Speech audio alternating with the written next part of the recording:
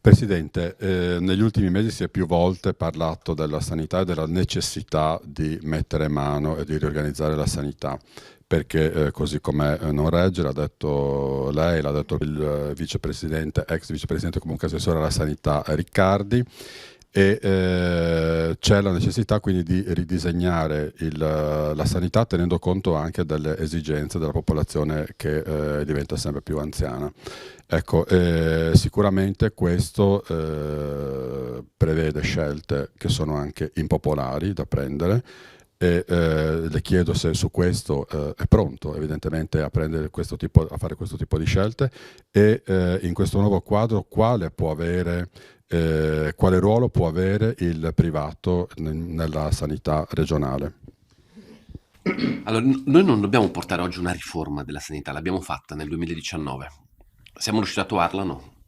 Siamo riusciti ad attuarla, c'è stato purtroppo, io ricordo che nel 2020, 2021, 2022 di fatto tutte le attività sanitarie sono state bloccate da una pandemia. E solo nel 2023 abbiamo potuto incominciare a mettere i ferri in acqua per cercare ovviamente di attuare, in questo caso, una riorganizzazione del sistema sanitario che, ho la piena consapevolezza, non si traduce in una trasformazione di pochi giorni, ma deve essere un percorso che può durare diverso tempo. Io non penso che esistano scelte impopolari. Penso che esistano scelte basate su un principio di tutela della salute pubblica e di miglioramento del servizio. Penso dall'altra parte che c'erano scelte basate su un opportunismo elettorale dove si racconta una menzogna per alimentare la paura che fanno il danno prima di tutto non a chi governa una regione o chi governa la sanità di una regione, ma fa danno ai cittadini che rischiano di avere un servizio peggiorativo. Perché a qualsiasi cittadino, se gli si spiega e gli si dice scusa, preferisci andare in una struttura dove hai dei servizi che danno dei tempi di risposta migliori e una sicurezza in quella risposta, oppure preferisci andare sotto casa ma aspettando di più perché diciamo, lo sparpagliamento delle risorse anche di personale sul territorio prevede una mancata ottimizzazione dello stesso e dove soprattutto c'è un rischio alla salute. I punti nascita sotto i 500 non dovrebbero esserci, ma il numero di nati ottimali perché ci sia una casistica necessaria affinché ci sia la sicurezza di chi opera è 1000. Per qua stiamo tutti raccontando da sempre che 500 va benissimo. 500 non va benissimo. 500 è il minimo perché altrimenti dovresti chiudere.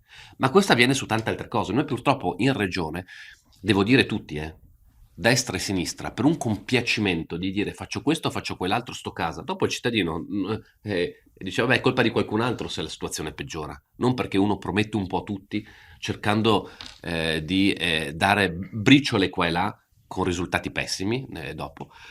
Ma dicevo, con questa soluzione noi abbiamo peggiorato, non migliorato il sistema sanitario. Quindi cosa bisogna fare? Io non sto dicendo bisogna chiudere, bisogna specializzare, fare delle scelte, spostare nel caso, perché altrimenti noi rischiamo di avere tanto personale, ma è sufficiente perché noi siamo messi bene a livello nazionale, ma a livello nazionale c'è una carenza di personale medico-infermieristico, soprattutto. Però di non riuscire ad essere ai vertici come performance. E sul privato? Il privato penso che possa supportare il pubblico, soprattutto sulla bassa intensità, sulla parte magari di analisi ed altro, ma ovviamente sotto il controllo pubblico e non sostitutivo al pubblico.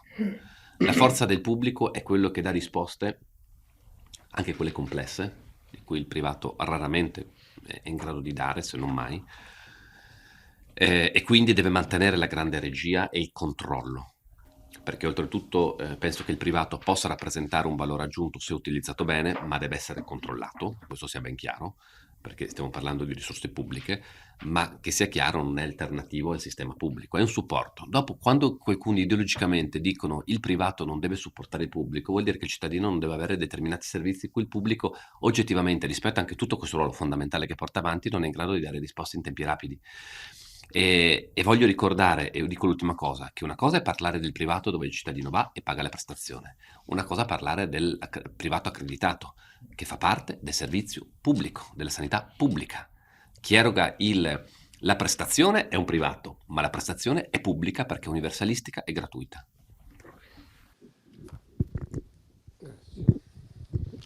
Presidente, parliamo di porto. Allora, guardi, a cavallo tra dicembre e gennaio, mentre amministratori, politici, leader delle comunità giustamente fanno i bilanci, conferenze stampa di chiusura di un periodo, di un cerchio, nelle redazioni come per esempio quelle nostre di NEM ci si interroga su quali saranno, insomma, i temi forti, quelli che non ci devono sfuggire nel corso dell'anno successivo. Per quanto riguarda la Venezia Giulia, solitamente qui ci sono sempre un mosaico di risposte. La risposta è univoca, un po' tutti i colleghi indicano il porto come dire, uno dei passaggi, il passaggio fondamentale dell'anno. Ora io rifuggo dall'idea dei personalismi, dal concetto di indispensabilità applicato alle persone, però è innegabile che la figura di Zeno D'Agostino abbia esercitato un impatto enorme dal punto di vista della visione, dell'idea stessa di porto collegato al territorio. Come intende muoversi la Regione in questo senso nell'anno così delicato che ci attende? E secondo lei la politica riuscirà, come dire, a non fagocitare troppo questo argomento, a far sì, insomma, che si premino anche concetti appunto, di visione, di managerialità?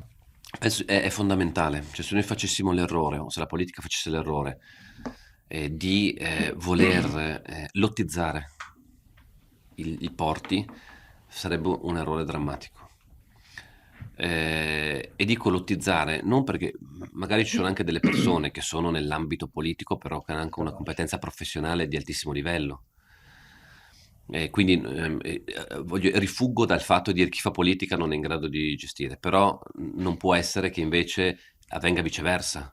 Se fai politica, a prescindere puoi fare. E soprattutto rifuggo dal fatto di dire a chi spetta il porto? A quale partito spetta il porto? Allora dimmi chi vuoi andare. Così non può funzionare e io mi opporrò a una logica di questo tipo. È chiaro che, come sapete, la regione non indica, ma dà di fatto l'intesa sul presidente dell'autorità di sistema portuale, però ecco, il vincolo che chiederò è la professionalità e la capacità manageriale. E io su questo condivido molto la parola che ha detto, e Zeno penso sia stato, da questo punto di vista, abbia dimostrato grandi capacità.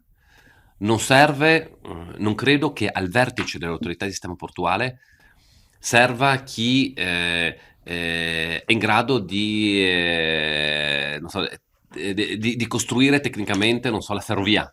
Deve avere la visione per dire quello che serve, dopo i tecnici ci sono.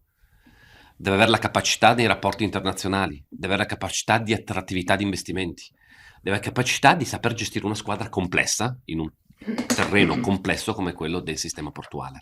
Dopo, se mi permette, aggiungo l'ultima cosa, il porto non è di Trieste, il porto è un porto di carattere nazionale europeo, ma importantissimo per tutta la regione. È un pezzo, ribadisco, fondamentale, ma un pezzo della nostra filiera logistica che si sviluppa poi nella stessa Trieste, ma penso alla Staghe di Gorizia, penso all'Interporto di Cervignano, penso a Pordenone, che seppur l'Interporto di Pordenone, che seppur su una sede diversa può svolgere un ruolo fondamentale, penso, per quello dicevo europea, all'Austria, penso all'Ungheria, penso alla stessa Germania che ha fatto gli investimenti in porto, cioè quindi noi non dobbiamo considerare come se fosse un punto, ma come se fosse un anello di una catena che è fondamentale anche per il futuro dell'Europa stessa.